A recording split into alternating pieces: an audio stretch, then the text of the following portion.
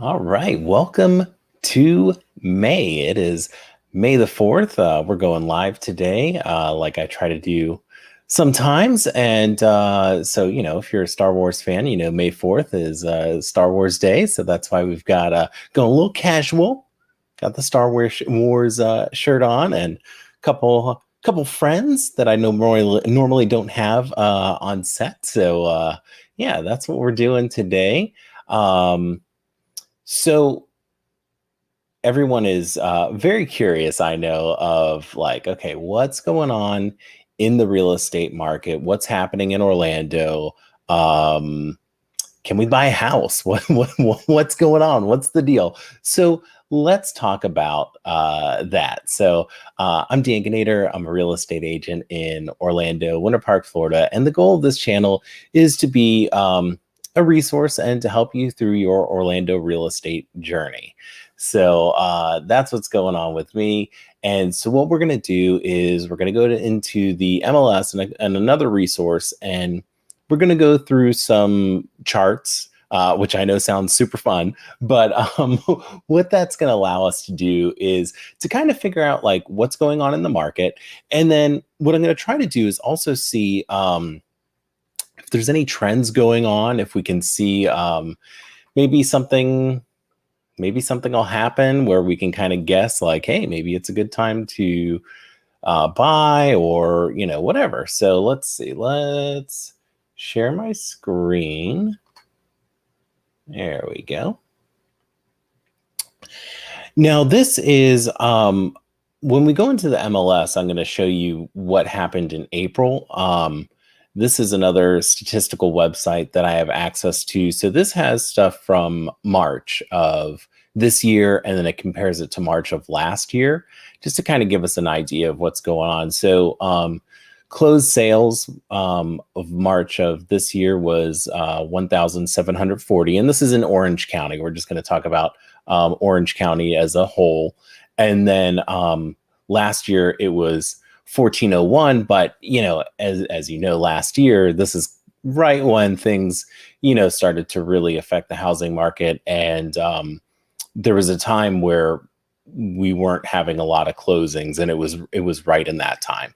But then obviously things changed. So right now, cash sales out of those closed sales of 1740, 393 are cash. And so I think that's interesting to point out, because I know a lot of people are thinking, well, if I buy with all cash, maybe it'll give me more buying power, which it can. But there are a number of things involved in that. Median sale price in Orange County is 365, and that's up from 314. And then the average sale price, which is, we typically as real estate agents, we usually just use the median sale price. That's basically, what it sounds like. It's the middle of everything that has sold, which is a better indicator than average sale price, but it's still kind of deceiving sometimes. I'll have people tell me like, well, you said the median home price was this, and, but I'm only seeing prices, homes that are, $30,000, $40,000 above that. So anyways, that's how it goes sometimes. Median time to contract is 11 days. So yeah, we know things are going quick. From last year, it was 22 days. And then let's go down here to month supply of inventory. And this is how we figure out if it's a buyer's market or seller's market, which obviously we know it's a seller's market.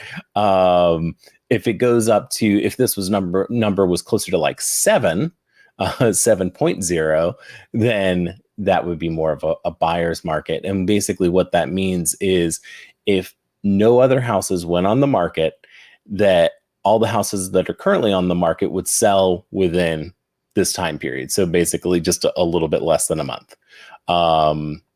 And, a healthy market is usually 5 to 6 months inventory. So obviously that's low, but that's not necessarily I don't think that's necessarily news, right? We kind of know all that stuff. So let's go into the MLS. We're going to go into a couple charts here, just kind of see what's been going on. So this is the average days on market compared to the median sale price.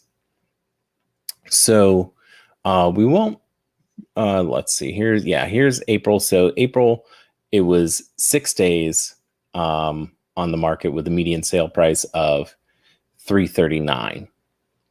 And if you go up a little bit, see, in November, it was at 298, then went to 311, 309, and then this steady rise.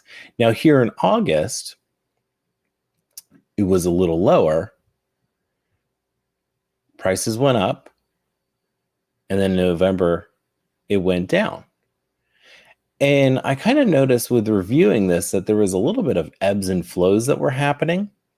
So I'm curious to see of what will happen in May and June of this year, because I'm wondering if things are they going to go down? I wouldn't think that the median sale price would go down, but it would be interesting to see if it dips. I'm thinking it won't, just because I think as May and June come in, it's going to be there's going to be more demand. But I'm hoping that there will be more sellers potentially at that point. Now let's go to original price versus sold price, which is kind of interesting. We won't look at May because that's only a few days old. But in April, the original price was $339, and then the actual sales price was $325. And you'll see that, there's a little bit of a discrepancy there. Here in February, it was, pretty much even. So I find that to be a little interesting. So now let's go into the MLS, and we're going to check out some properties that sold in Orange County in April. And, instead of going through some houses individually, what I want to do is just more kind of just go over generally how long things were on the market, and if it was bought with cash, things like that, just so we can kind of see what's going on. So right now I have the condos pulled up.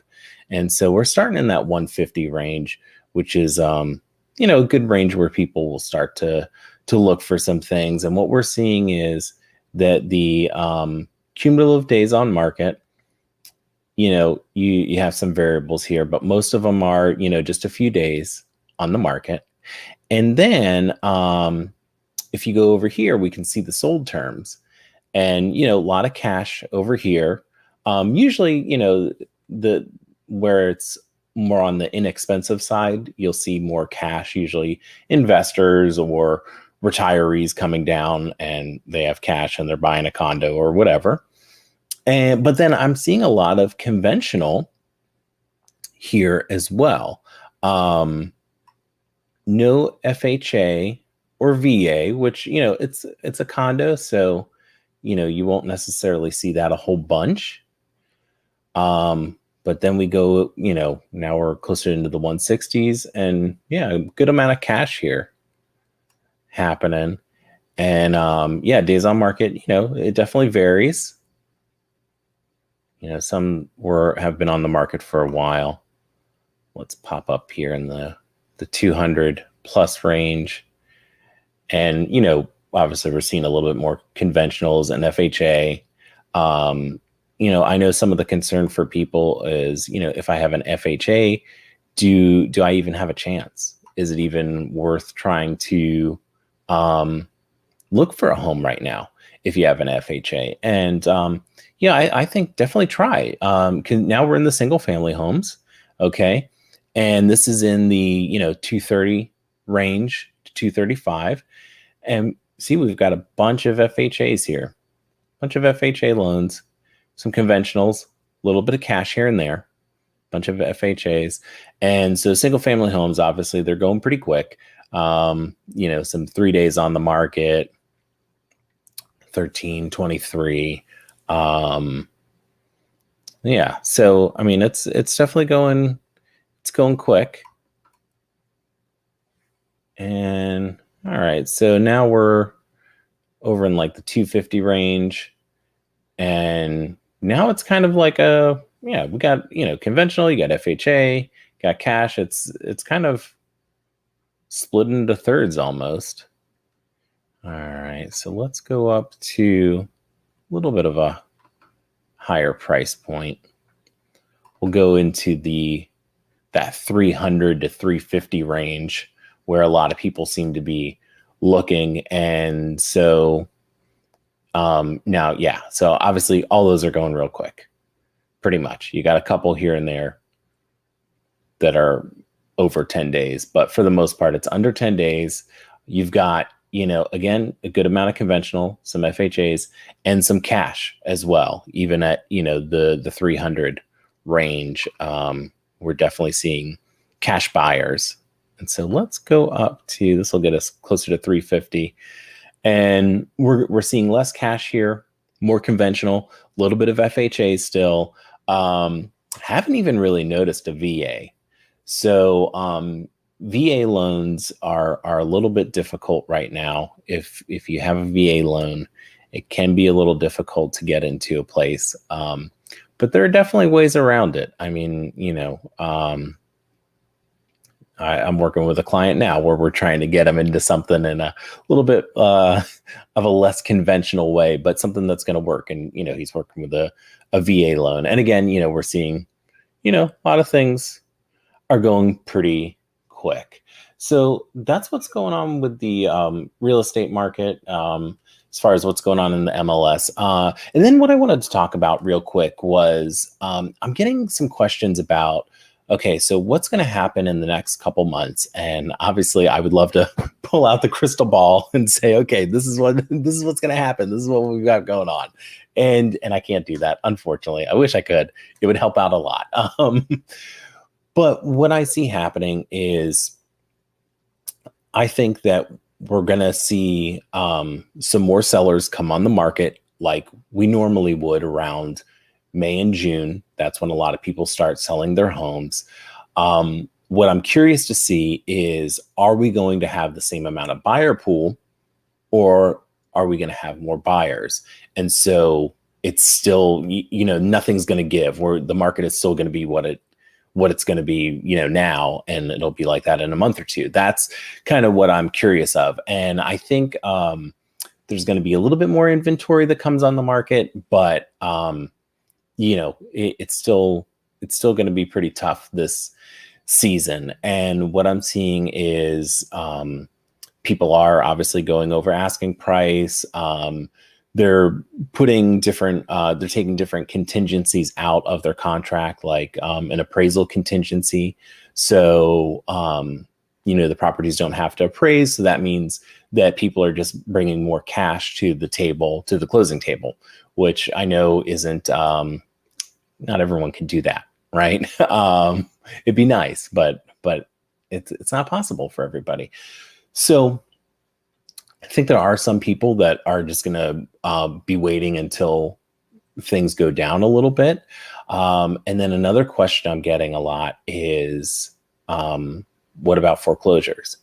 Are we going to have a lot of foreclosures coming on the market? And, it's too early to tell. My best guess is I don't think there's going to be a big flood of foreclosures. Which I know some consumers, they're kind of asking me like, hey, when are the foreclosures going to happen? We can just get a deal that way. And, if you've ever messed with a foreclosure before, that you don't always get the best deal, right? And then beyond that, sometimes it can take a little while for it to close and everything. So it's, a foreclosure home isn't for everybody. And I think ultimately the banks, they don't want a flood of foreclosures and a lot of assets that they have to sell off, because it's time consuming, it's costly.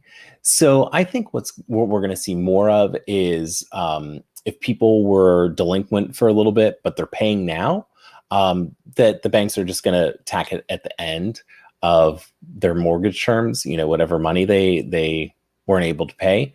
So that's what I think we're going to see a lot of, and really, hopefully, I mean, I know as consumers who are on the market to buy something, foreclosure sounds like a good deal, but these are people's homes too. So we definitely don't want to see people losing their homes, and we know what happened 10 plus years ago, and that was, absolutely no fun. So I think banks are definitely trying to, mitigate that, and so we don't have a lot of foreclosures going on. So that's what's going on in the market. If you have any questions, reach out. Thanks for watching.